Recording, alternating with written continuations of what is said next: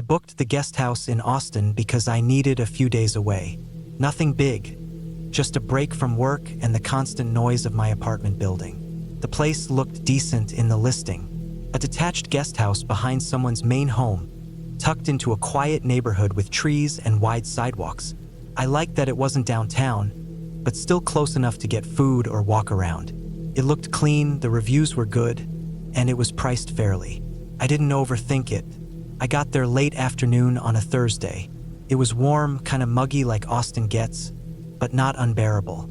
The host had left a little welcome note on the kitchen counter and some bottled water in the fridge.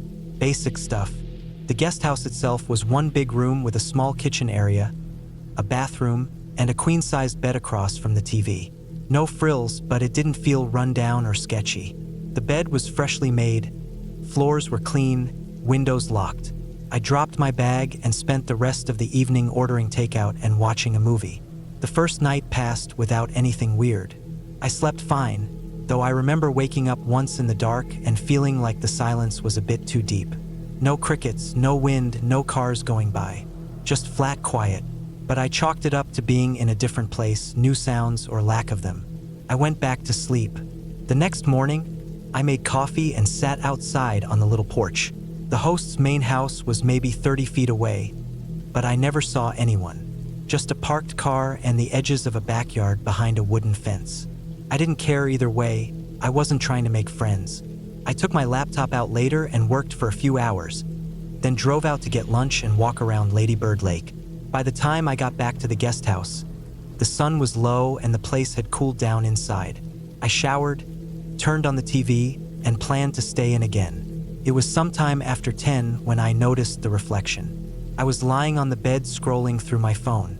The room was dark except for the glow from the TV, which was playing some cooking show. There was a faint glint from across the room, like a small flicker of light bouncing back at me. I didn't think anything of it at first, but after a minute, I noticed it kept catching my eye. It was coming from the outlet in the wall directly across from the bed, the one under the TV. Just a little pinpoint of light. Not bright, just enough to be out of place. I got up and crossed the room. At first glance, nothing seemed off. It looked like any normal outlet. Beige plastic cover, 2 slots, a small third hole below for grounding. But the light was still there, coming from something inside. I crouched down and leaned close. I didn't know exactly what I was looking for, but something in my chest started tightening.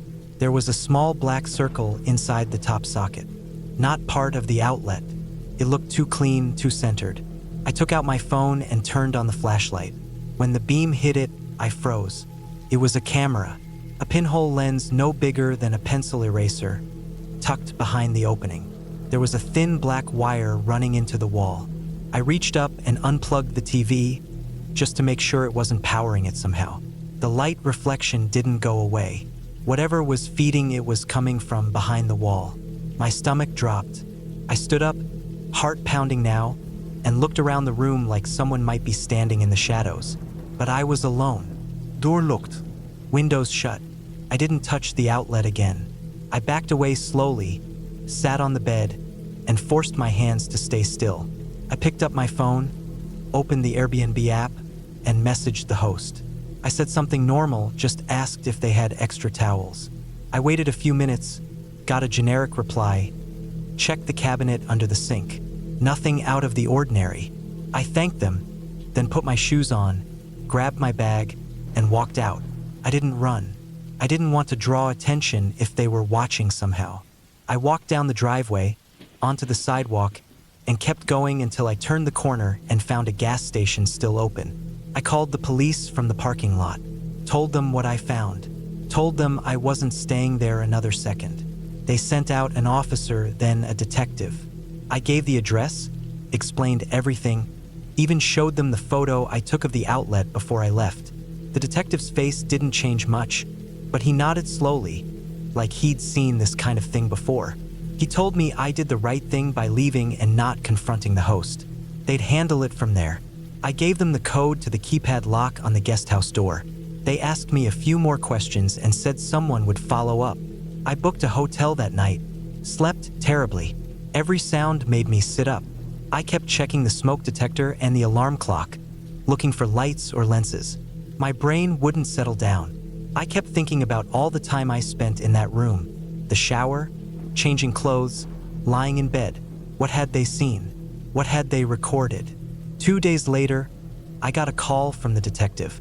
They confirmed it was a working camera. It had a live feed running to a device hidden inside the main house. The walls had been modified to carry wiring from the guest house directly into a locked room behind the host's garage. There was a monitor setup, a hard drive, and hours of footage, not just of me, but of at least 4 other guests. Most hadn't even known. One had left a review saying something about strange vibes, but nothing specific. Turns out, no one had ever actually found the camera before. I was the first. The host was arrested that same day. The footage was taken in as evidence. Airbnb was notified. They removed the listing, suspended the host's account, and started contacting former guests. I got a refund within a week and an apology, but no real comfort. I found out later through a news article that the host had been reported once before for creepy behavior, but no one had investigated it seriously because nothing could be proven. I deleted my Airbnb account. I haven't used any short-term rentals since. Not because I think every place is unsafe, but because it only takes one setup, one camera, one person watching. Sometimes I think about what they saw, how long they'd been watching. What kind of person does something like that? Sits in a room all day watching strangers live out their private moments. It makes you feel dirty, even if you didn't do anything wrong. You think about how small that camera was, how easily it blended in, how easily it could be anywhere. I never told my friends the full story. I didn't want to be the cautionary tale. But now, anytime someone tells me they found a cheap little guest house in someone's backyard and it looks perfect, I tell them to check every outlet, every alarm clock, every smoke detector. I tell them not to get too comfortable just because the sheets are clean or the host is polite. I tell them it's not paranoia if it's already happened. And I tell them what I learned the hard way. When you're staying in someone else's space, you never really know who's watching.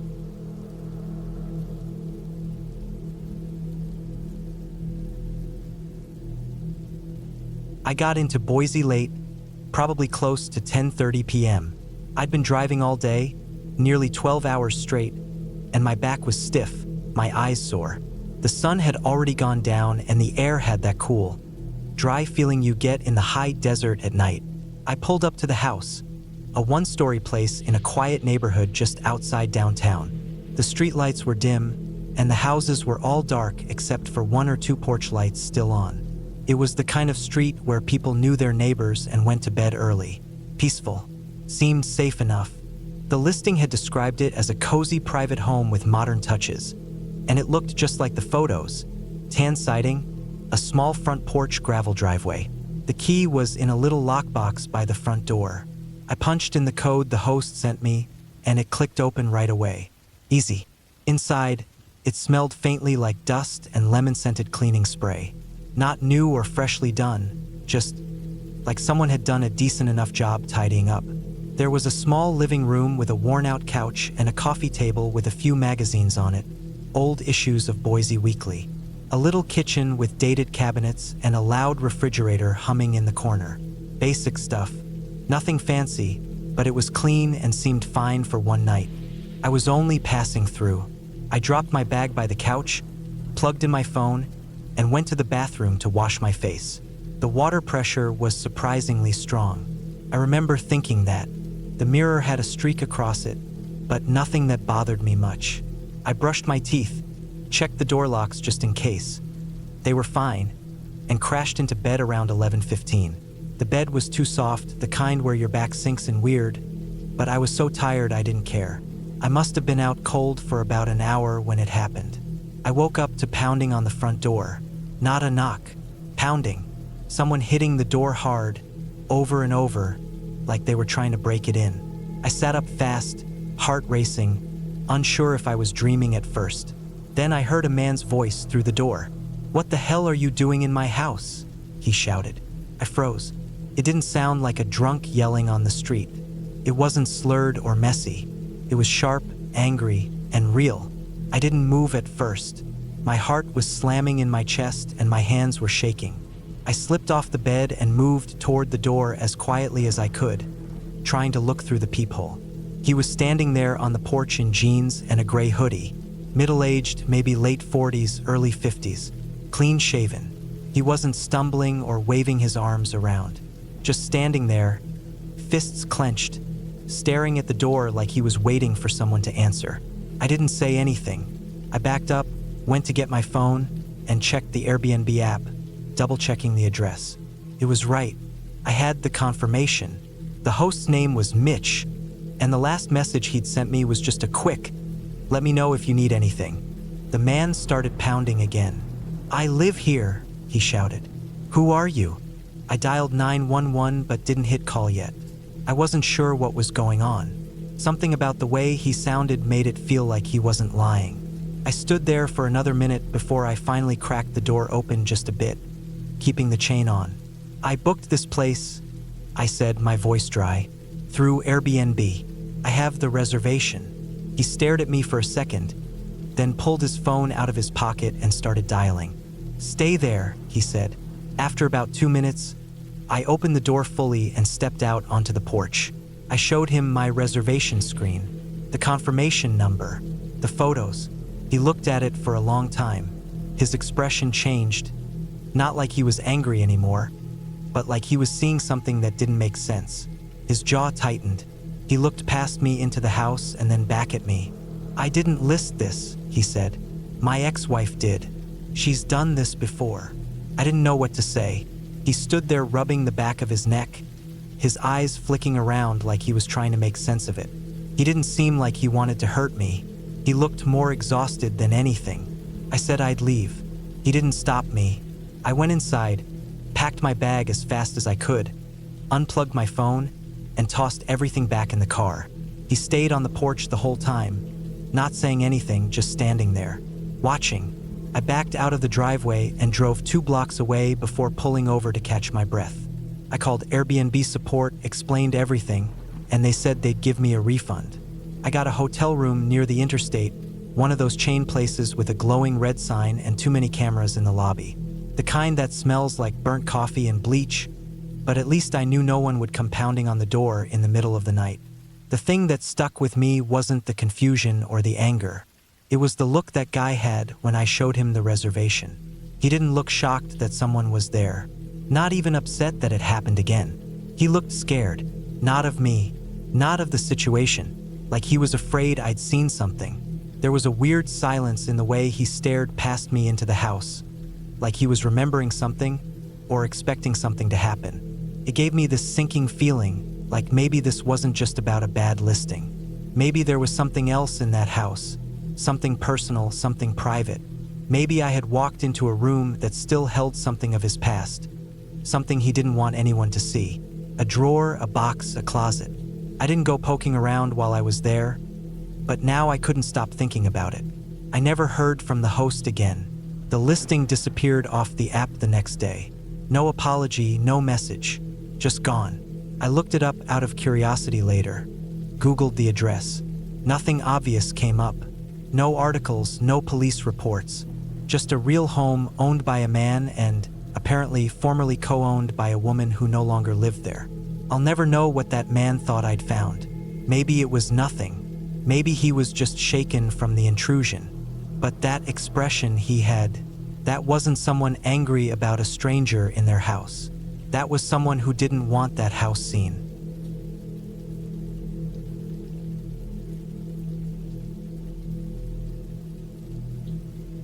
I booked the Airbnb for a weekend writing retreat, just 2 nights to get away from everything and make progress on a manuscript I'd been dragging my feet on. The place was in Asheville, North Carolina, a short drive from town but tucked into the woods enough to feel quiet. The listing showed a charming old house with a wide porch, ivy creeping up one side, and hardwood floors inside. It looked like it had some history, and the host, who messaged me back quickly when I booked, said he'd be out of town but that the house was all mine. The only note he gave was that the room upstairs at the end of the hallway would be locked. "Just a storage room," he said. "I keep some personal stuff in there. I got there around 4 p.m. on Friday." The sun was starting to dip behind the trees as I pulled into the gravel driveway. The house looked just like the photos. Quaint, 2 stories, painted white with green shutters. The front steps creaked under my boots as I made my way in. A keypad lock on the door clicked open after I punched in the code he gave me. Inside, it smelled faintly of old wood and lavender. Clean but lived in. There was a small living room to the right with a couch and some books on a shelf, and to the left, a dining table under a window that overlooked the backyard. Beyond that, a narrow hallway led to a steep staircase. I walked through the kitchen, a bit outdated, but neat, and dropped my bag in the downstairs guest bedroom. I noticed a slight chill in the air, but the host had left the thermostat low, probably to save energy. I turned it up a few notches. I unpacked a few things, made some tea, and sat out on the porch with my laptop. It was peaceful, just the occasional rustle of wind through the trees and birds calling in the distance. No traffic, no distractions. I wrote for a while, watched the light fade into a blue-gray, then went inside. After dinner, I showered and settled into bed with a book. It was after midnight when I heard it. Light footsteps above me, just 2 or 3, not loud but clear. The room above mine was the one the host had said would be locked. I laid there, staring at the ceiling. Could have been the house settling, I told myself. Old houses make noise. I rolled over and tried to sleep, but the sound stayed in my head. In the morning, I messaged the host just to mention it. He replied a couple of hours later and said, "Probably just old pipes. The house creaks sometimes." I wanted to believe him. I'd heard old pipes before. They groan or knock, not footsteps. But I let it go. I went into town, walked around a bit, had lunch at a small cafe, came back around 4 again. The air felt cooler, a little heavier, and clouds were moving in. Looked like it might rain later. I wrote for a few more hours, made dinner, and turned in early. It was around 1:30 a.m. when I woke up again. At first, I didn't know what pulled me out of sleep. Then I heard it.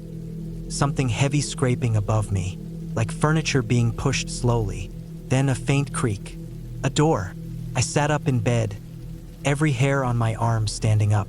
I waited, trying not to breathe too loud. Nothing for a while, just silence. Then one more sound, like something dropped on the floor. Not loud, just enough to confirm I hadn't imagined it. I got out of bed slowly, grabbed the flashlight I'd brought, and crept out into the hallway. The stairs groaned with each step. At the top, the air felt colder, still dead quiet. I walked toward the end of the hallway, where the locked room was. The door wasn't locked anymore. It was open just a crack, enough to show a thin line of darkness behind it. I pushed it gently with 2 fingers, letting it swing open slow. There was no light in the room, just the beam from my flashlight cutting through the dark. The first thing I saw was the mattress on the floor. No frame, just a bare mattress, stained in a few places. Next to it were a bunch of food wrappers, fast food bags, empty chip packets, water bottles, a balled-up hoodie, pair of shoes, and a small black tripod with a phone mount sitting by the wall. The window was closed, curtain pulled half off the rod like someone had yanked it. The air smelled faintly sour, sweat and something else, old and stale. It didn't look like storage. It looked like someone had been living in there. I froze. The house had been locked when I arrived. No broken windows, no signs of forced entry, but someone had clearly been staying in that room recently. The wrappers weren't old, the clothes weren't dusty. The tripod suggested they'd been filming something. Whoever it was hadn't planned to be found. I backed out of the room slowly, trying not to touch anything. My heartbeat was loud in my ears. I made it back downstairs, grabbed my bag without bothering to repack properly, and left the house. I didn't even shut the front door behind me. I just got in the car and drove. No lights on the road, just the dark and the narrow curves of the mountain streets. I didn't stop until I hit a gas station on the edge of town. I sat in the parking lot for nearly an hour, just trying to calm down. My phone had spotty signal, but I eventually managed to book a motel room for the night. I didn't go back to the Airbnb, not even in daylight. I messaged the host from the motel and told him what I saw. He never replied, not even a sorry, just silence. The listing disappeared 2 days later. I reported it to Airbnb, filed a complaint with all the photos I'd taken of the upstairs room before I left. They said they'd investigate. I don't know what came of it. No one followed up. No one contacted me again. I still think about it sometimes. Who was staying in that room? How long had they been there? Did the host know? Was it someone he let stay there off the record? Or someone who found a way in and stayed quiet? What bothers me most is how quiet everything was. How easy it was to miss. If I hadn't gone upstairs, I might have spent another night there. Slept beneath someone else. Someone watching me, listening, maybe even filming. I don't book AIRBNBs anymore. Hotels only now. Rooms with cameras, lobbies, keys, and people. People who are paid to watch and notice things. Because I don't ever want to wake up again in a house where the locked door isn't locked anymore.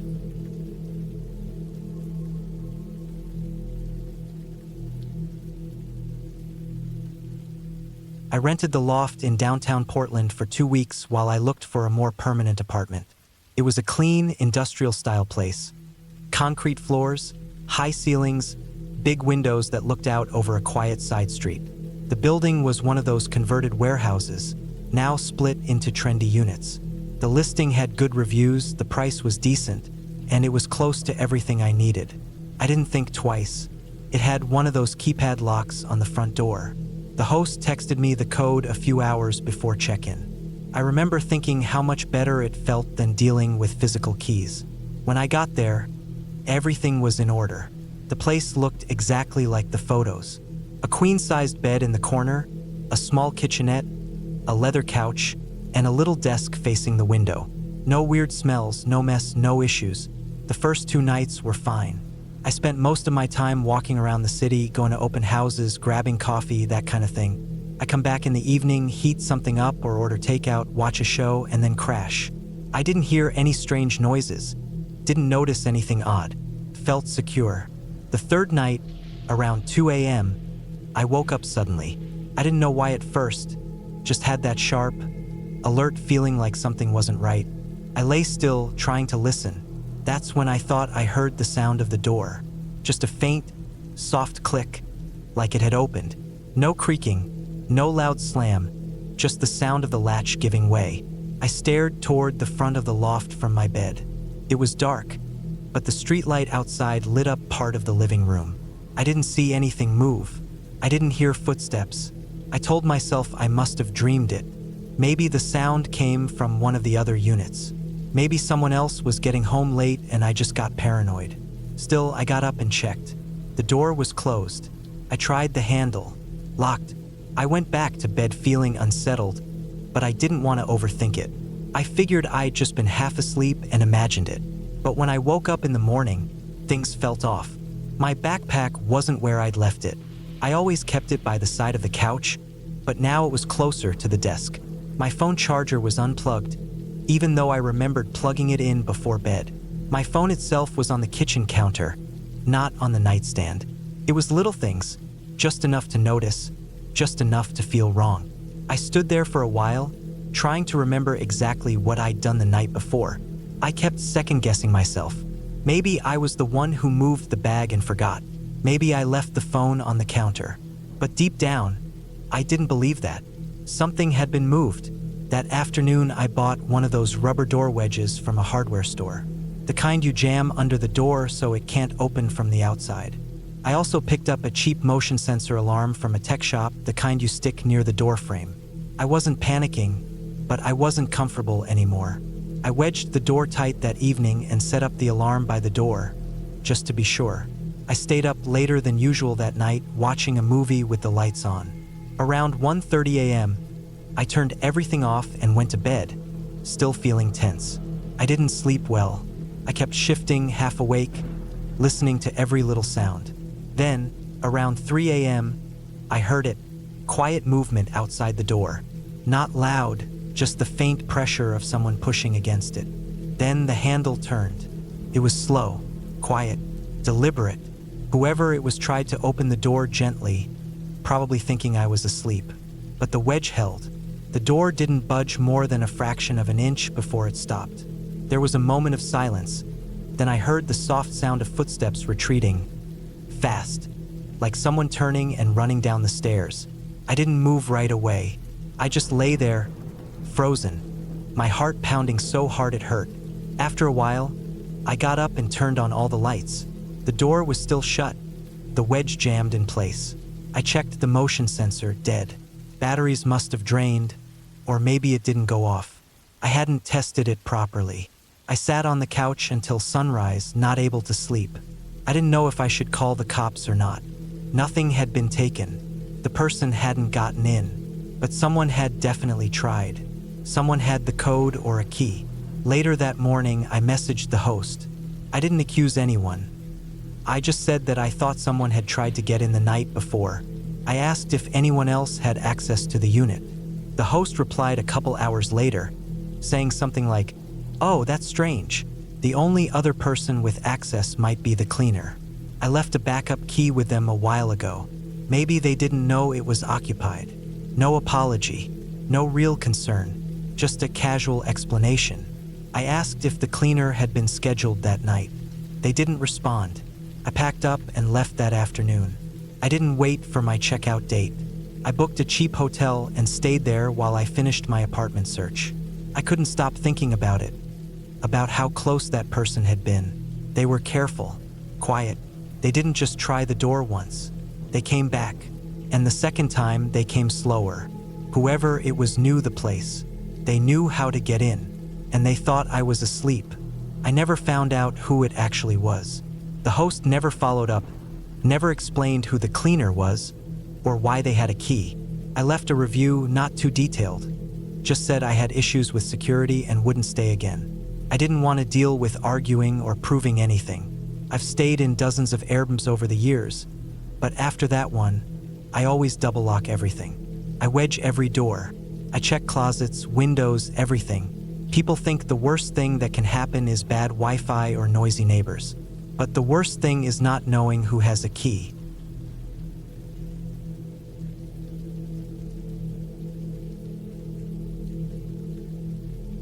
I booked a budget basement apartment in Chicago for a 5-day work trip. It was the cheapest option I could find near the city center, just under $50 a night. The listing said it was a private basement suite with a separate entrance, small kitchenette, and a full bath. It looked clean in the photos. The host had decent reviews, and the description said she lived upstairs but wouldn't interact with guests unless needed. That sounded good to me. I didn't want small talk or check-in walkthroughs, just a quiet place to sleep and work from. When I arrived, the host, a woman in her 50s, met me briefly at the side entrance. She had glasses, tight curls pulled back, and wore a faded Cubs sweatshirt. She barely spoke beyond, "The code's the last 4 digits of your phone number. You're all set." She smiled once, then disappeared back upstairs. I rolled my carry-on inside. The place was small but fine. Low ceilings, linoleum floor, an old beige love seat across from a small TV stand, a twin bed pushed up against one wall, a kitchenette with a mini fridge, microwave, and sink. There were 3 doors. One was clearly the bathroom. The second was a narrow closet that held a broom, extra linens, and a broken fan. The third door was locked. I assumed it was storage. It was painted the same dull beige as the walls, and the doorknob had a basic privacy lock. I didn't think much of it the first night. I was tired from my flight and ended up crashing early. It was mostly quiet, aside from the occasional creak from above. Old houses do that. I put in my earbuds and let some white noise play. The second night was when things started feeling off.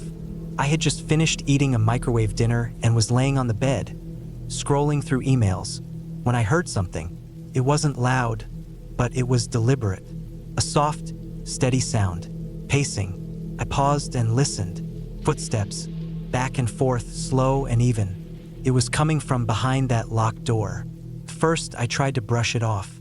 Maybe the furnace was on the other side. Maybe some old pipes rattling. But the sound wasn't mechanical. It was rhythmic, like someone walking slowly in a small space. I sat there, staring at the door. It went on for about 5 minutes, then stopped. The next morning, I checked the listing again. It still said private unit, No mention of shared spaces or other occupants. I figured maybe the host used the room as storage and had gone down there briefly. But something about the footsteps kept bothering me. They'd gone on too long, too evenly spaced, too human. That day I worked from a coffee shop. I thought maybe I was just overthinking it. Basements echo, old buildings shift, but I felt uneasy going back that evening. Still, I told myself I was being paranoid. I settled in again that night, microwaved another sad dinner, and tried to distract myself with TV. Around 10, the pacing started again. Same sound, same spot, just behind that locked door. This time it lasted longer. 10, maybe 15 minutes. I muted the TV and just listened. The floor creaked with every step. Then there was a pause. Then something new, a cough. Dry, low, muffled by the wall. I sat completely still. The air in the room felt heavier. Not cold, just tense. I waited. Then I heard whispering. Not loud enough to make out words, but definitely whispering. Like someone was talking right against the door. The kind of hushed voice people use when they think they might be overheard. I didn't sleep that night. Every time the sound stopped, I found myself staring at the door, waiting for them to start again. I didn't hear more footsteps after midnight, but I thought I heard something shift once or twice. I kept the bathroom light on and the main room light off and just sat on the bed, fully dressed, not moving. The next morning, I messaged the host. I tried to be casual. I asked if the basement had shared access or if someone else was renting a connected unit. Took her a while to respond. Almost an hour later, I got a reply that just said, "No, it's just you down there. The basement is private." I stared at the message. I almost let it go, but something in me pushed back. I asked again, more directly. I said I'd heard movement and noises, and I wanted to be sure no one else was accessing the space. This time, the reply came faster, but it was short. "My brother sometimes stays in the back room. It's separate. He never interacts with guests." That was it. No apology. No explanation. Just that. I didn't respond. I didn't want to keep texting her while I was still in the basement. My gut was twisting. Something about how casually she said it, like it was no big deal, made it worse. She had lied in the listing, then lied again when I first asked. And now, with me sitting in that small room, I knew for sure someone was right behind that door. I packed my stuff without even brushing my teeth. Just grabbed everything, shoved it into my bag, and kept glancing toward that door the whole time. It was quiet now. No coughing, no whispering. That somehow made it more unsettling. As I zipped up my suitcase, I turned toward the curtain window next to the door, the only window in the whole unit. It was small, one of those ground-level basement windows that barely showed anything outside. The curtain was one of those cheap thin ones that doesn't close all the way.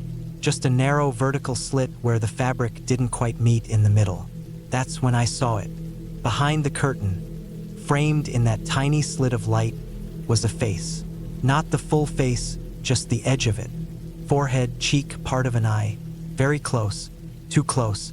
It wasn't outside.